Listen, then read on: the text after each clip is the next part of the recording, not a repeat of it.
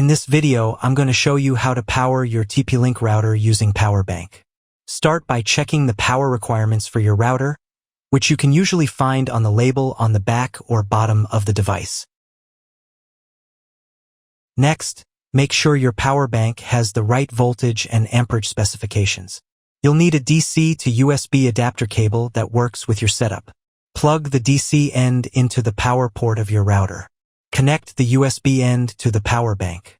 Turn on the power bank and you should see the indicator lights on your router turn on, indicating that it's receiving power. If the router isn't functioning correctly, it may not be receiving enough power from the power bank. In this case, you should turn off the 5G network.